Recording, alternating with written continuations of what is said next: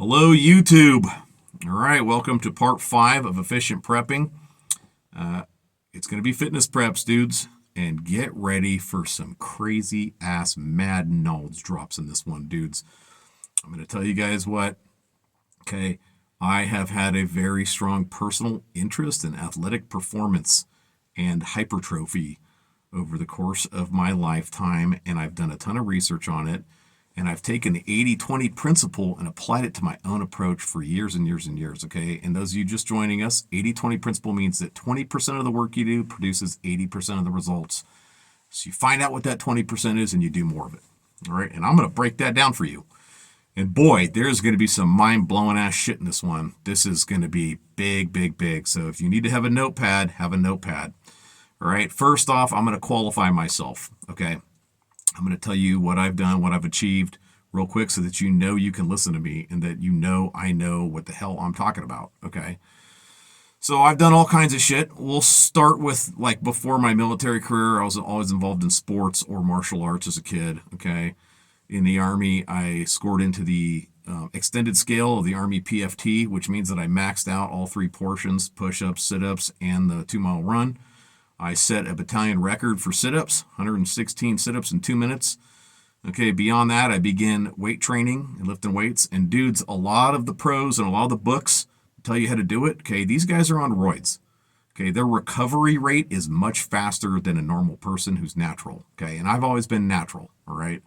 So, which is important, right? You know, you don't want to go drop money on roids for one, and you don't want to, that's a whole nother ball game to research the pluses and minuses to make sure you can do it safely. I know enough about it to say that. Okay.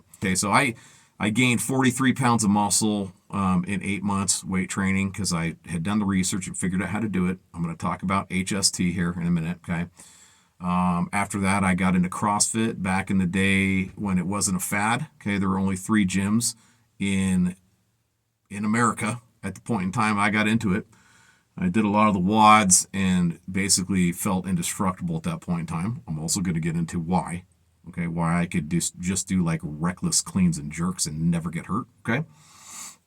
From there, I had lost some weight because I was doing like high intensity activity as opposed to lifting weights, and I ended up training for Ninja Warrior back when there was no American Ninja Warrior, okay? So I was going to have to go to Japan, but I began focusing on like upper body strength and stuff like that and endurance, and got to a point where I could do 82 chin-ups without letting go of the bar. That was kipping, but it's not the crazy kipping shit you see in CrossFit these days. It was like a little kip.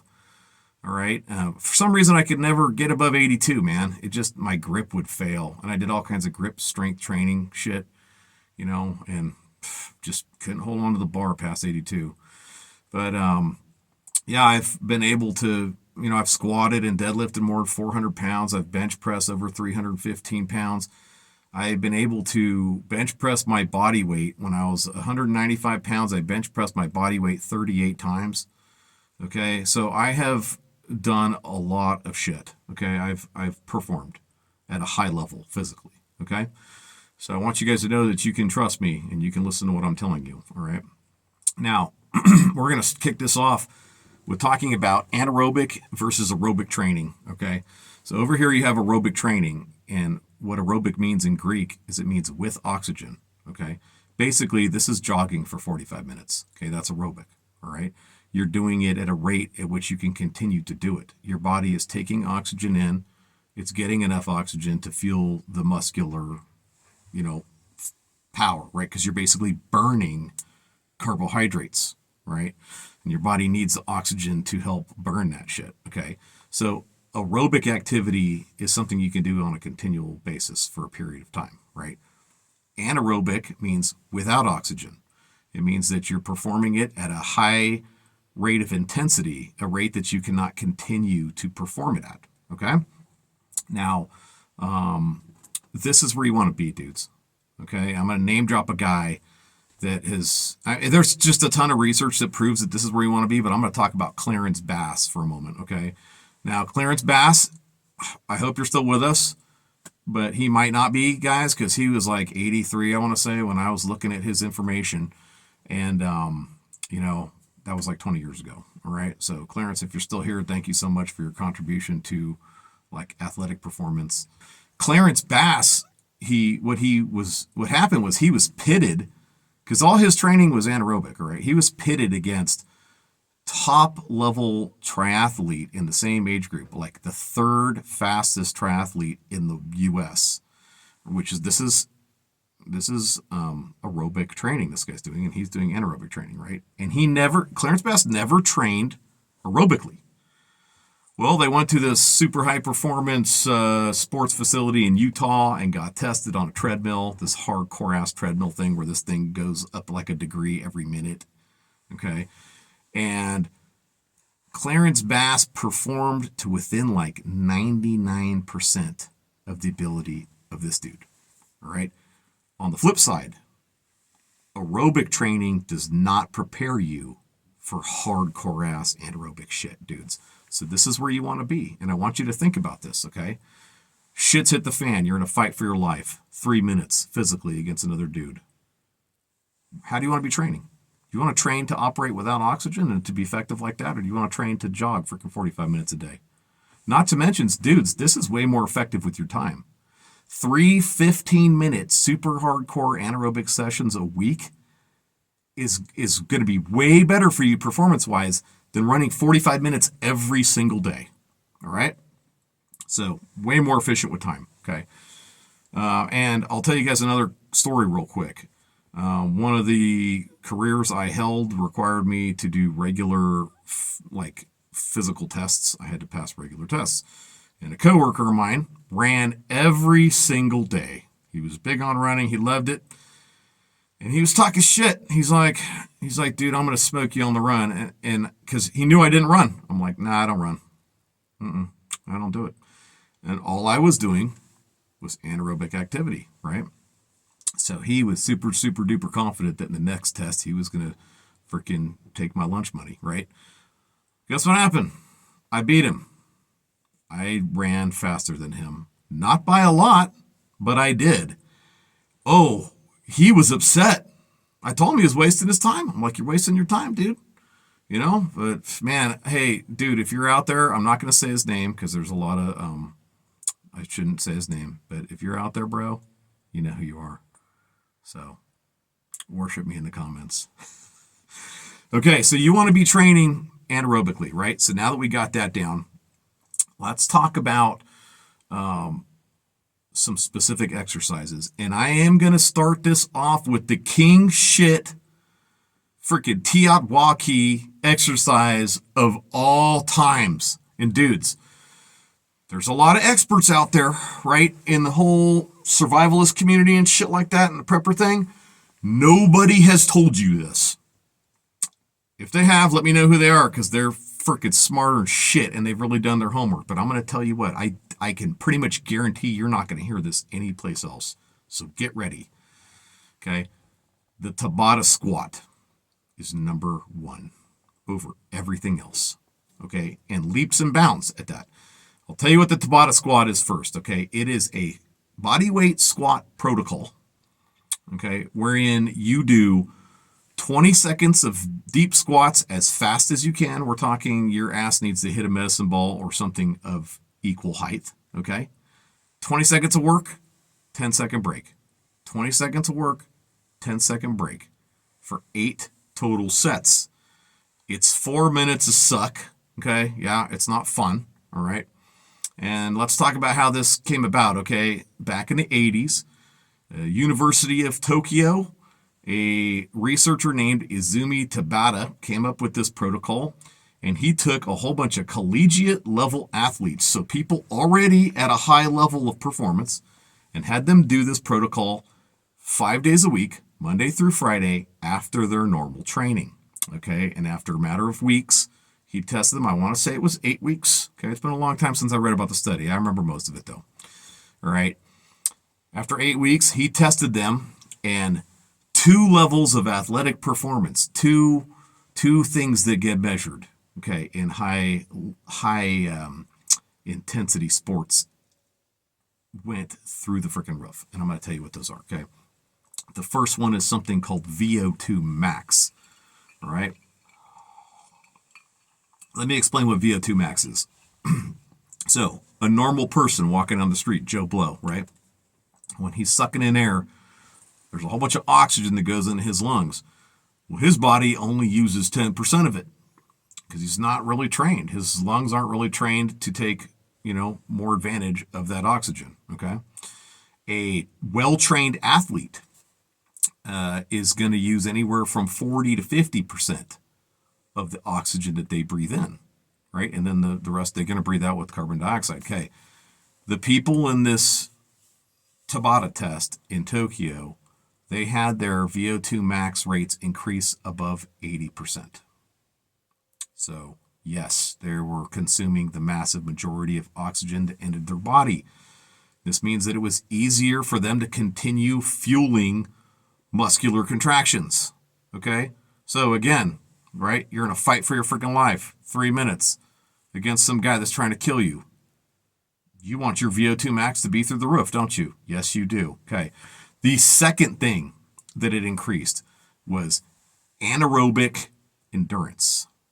Okay, so what happens in intense activity, like anaerobic activity, okay, is your body is rapidly producing lactic acid. And your blood, of course, is pumping through your body at a rapid rate and is trying to remove this lactic acid. But the more lactic acid buildup you have, the harder it is for your muscles to work properly, basically. Okay? Well, what anaerobic endurance is it's a point where you can continue to operate. Your muscles will continue to function even though you have way more lactic acid in them. Okay? So again, the 3-minute fight for your life.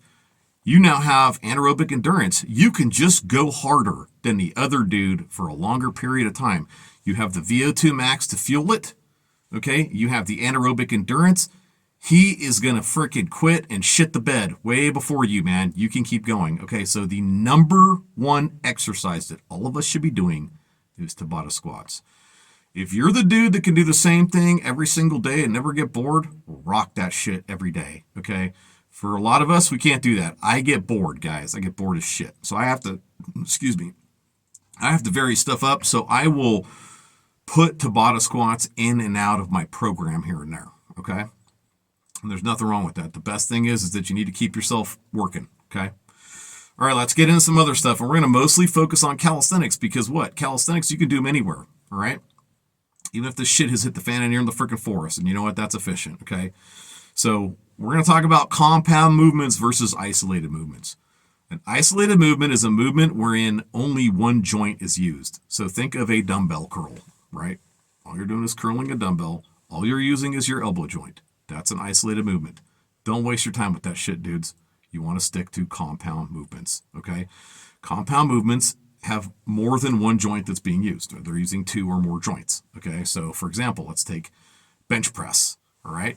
When I'm bench pressing here, okay, I am using my shoulder joint and my elbow joints. That is 2 joints, okay? So that is now a compound movement. That's what you want to be doing. You're going to activate more muscle fibers. You're going to get more out of it for the time spent, all right, dudes? So let's get into some calisthenics that you should do that are compound movements. Push-ups, okay? Do push-ups, regular push-ups, incline push-ups, decline push-ups, the ones where you jump and clap your freaking hands, do all kinds of push-ups, okay? Chin-ups or pull-ups. Now, guys, I'm going to tell you what, chin-ups are better than pull-ups in the sense that they activate more muscle fibers, but pull-ups may very well be more realistic, right? Because how often do you pull yourself up onto the roof of a house like this, right? You don't. You do it like this, okay? This is pull-ups. This is chin-ups. Got it? Okay, so probably do both. You want to do them dead hangs, okay? So you're not kipping, but you also want to kip. You want to practice that shit. It is a functional movement, and it will matter. And if you can do freaking 10 dead hangs, that's all cool. But you know what? Try doing one with a 60-pound pack on or a whole bunch of gear on. Right? You're going to need to kip. Okay? So learn how to kip. All right. Then after that, we're going to talk about Tabata squats really. Okay? Because you're good. Those 3 movements, that's the 80-20 dudes. Okay? Rock that shit. Bulgarian split squats are also great. It's basically a one-legged squat with one foot behind you on a bench or a chair, something like that. And you will gain mass doing those because you're lifting your entire body weight with one leg, and they will kick your ass, okay? So if you want to add some extra shit, do those. I am going to talk real quick about the standard kettlebell swing, the one just straight out in front, right? Between the legs, straight out in front, okay? The heavy kettlebell, we're talking 60, 80 pounds, okay? And as many reps as you can do to the point where you feel like you're going to freaking die. It's a very short workout, dudes, and it will kick your freaking ass. And that is a whole body workout. And we're going to talk about the trunk in just a moment here, which is very important, okay? But that's also just a great exercise if you're willing to invest a little bit of money in kettlebells. All right, so let's talk about the trunk. Okay, what the trunk is from the top of your knee, basically right up to your rib cage. Okay, trunk development is the number one determining factor of athletic ability. All right, so when people say don't skip leg day, they're not shitting you, man. Okay, freaking squats work your trunk. They work your core, and they work your upper legs and your ass, okay? You need to work that shit out, okay? Because, again, you're back in the 3-minute fight for your life. Do you want to have the one thing that is most determined, like that biggest determines your, wow, I'm fucking up that sentence. You want to have your trunk freaking fleshed out, dudes, okay, in that fight for your life, all right? You want your trunk to be pimping it, okay? So make sure you're working that shit. All right, next let's get into incremental increases in your whatever program you decide to chase down, whatever exercises you decide to do. What you want to do is you want to start here, okay? And you want to incrementally increase the intensity. Add a couple every day. Add a couple every day over the course of 8 weeks, okay? At the end of 8-week period, here's where your performance level is, and now you're damn freaking dead smoked every time you're done working out, okay? You're now going to take 2 weeks off. It's called strategic deconditioning. Look up a guy named Brian Haycock, okay, and something called hypertrophy-specific training if you want to build some mass in doing this, okay? Amazing program. The shit works. It's all compound movements, a minimal amount of compound movements. You will get bigger if you do his shit, okay? And you listen to me when I hit supplements, which I'm going to do towards the end here, okay? But basically, you take 2 weeks off at the end of that 8-week period of time. And what this allows is it allows for your central nervous system to repair all the strain it's put on itself over the last 8 weeks of trying to repair all that muscular damage, okay? So now your CNS has a chance to recover, and then boom, you get right back into it. Now remember, you started here with the first cycle and you ended here, right? So with the second cycle, you're going to start here, right in here somewhere, okay? And you're going to continue to increase throughout. Now in HST, Brian Haycock's big on starting with 15 reps per exercise. If we're talking calisthenics here, it's probably going to be more for you, especially if you've been working out for a good length of time. And, that makes me think I forgot about something that I need to tell you guys about, okay? The whole reason Brian Haycock starts with 15 or more reps is because high rep activity that's anaerobic, okay?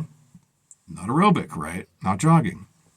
But this anaerobic activity creates a lot of lactic acid in your body. And lactic acid increases the strength of tendons and ligaments. It literally makes you tougher. It makes it harder to injure you. So again, let's go back to the 3-minute fight for your life, right? You want to get hurt in it? No, you don't. You want to walk out of it unscathed.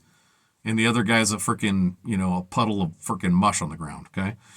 So, I mentioned when I was doing CrossFit, I felt indestructible. It's because of the massive amount of anaerobic exercise that just had made tendons and ligaments really strong.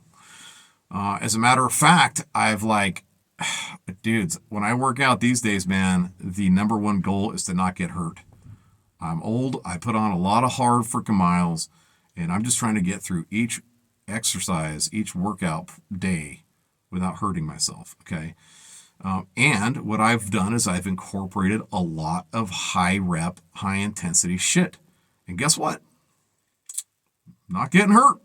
Not getting hurt. It's doing exactly what it's supposed to do. So, dudes, this shit works, okay? So, all right, you've taken your 2-week break, you're back at it. let's get right into supplements. All right, dudes. And we're only going to focus on the ones that are clinically proven over and over again to actually do something. Okay. The first one is creatine. Creatine will increase your ability to perform. All right. That's what it does, literally. All right. Now, there is a downside to creatine. All right. And that is that it dehydrates you. You have to drink a shit ton of water while you're on it. Now, if you're the kind of person that's going to bug out, is creatine in your best interest? Right? It might not be, right? Because the last thing you want to do is be bugging out and be freaking dehydrated as shit. It takes 3 to 4 days to get out of your system when you stop taking it. All right. On the flip side, if you're a prepper and you're holed up right where you're going to be and you're going to fight right there, creatine might not be a bad idea. Next one is a multivitamin. Dudes, you need to take a good multivitamin. When I was just talking about your central nervous system recovering during strategic deconditioning, okay, it's going to consume all the vitamins it can because it just expended a ton of it repairing tissue damage. All right, so you need to be taking a good multivitamin every single day, dudes, okay? Next, fish oils. Fish oils are really, really big. I don't think most people give them even a tiny bit of the credit that they deserve. All right, what they basically do is they make the walls of your cells more malleable and they make it easier for nutrients to pass into cells and for waste to pass out of cells. Okay, so if you're working your ass off and your nutrition's great, but you're not taking fish oils, you are literally limiting your end results. Okay. And they're not that expensive, dudes. So get some freaking fish oils and take that shit. The fourth one is going to be whey protein. Guys, you don't need casein protein. You don't need all that other kind of shit. Whey protein smokes freaking everything. All right? It does.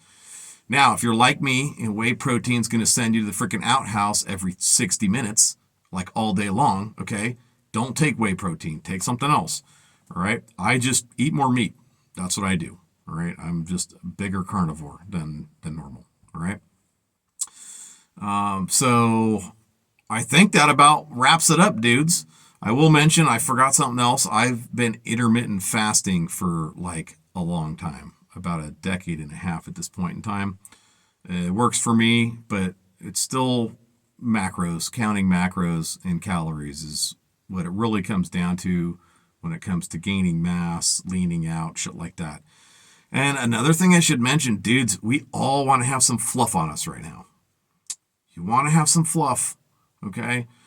Guys, I know how to do it, man. I mean, I'm heading up towards 50 here, but I have no doubt I could get myself back down to like very, very lean if I wanted to do it, but I don't want to do it. You don't want to be super duper lean if the shit goes down. You want to have an extra 40 meals around your midsection. But what we also want to do is we want to be able to perform, right? So we need to balance that, okay? So you want to have a little bit of fluff on you. I think you want to be, for most of us, probably around 10 to 14% body fat, okay? So not tons of fluff, just enough. And you want to be focusing on what I talked about, the 80-20 of fitness. Okay, dudes. I'm going to wrap it up. I hope that was good. I kind of freaking ran myself over a bit there. But I'm sure it's still going to make sense to you guys. Hit me up in the comments what you think I forgot, okay? Like, share, subscribe it, okay? In the description, I'm going to put a link to my Patreon page if you're interested in helping support the channel. And dudes, I'm thinking about doing my podcast only on Patreon, which would be pretty freaking sick, man. I've got some ideas for it. I think I'm going to do a test run relatively soon. But I'm also doing gear giveaways. I just did one. I'd like to do more for everybody. So, think about it. If you like what I'm doing, think about supporting the channel. And that's it, guys. I'll see y'all in the next one.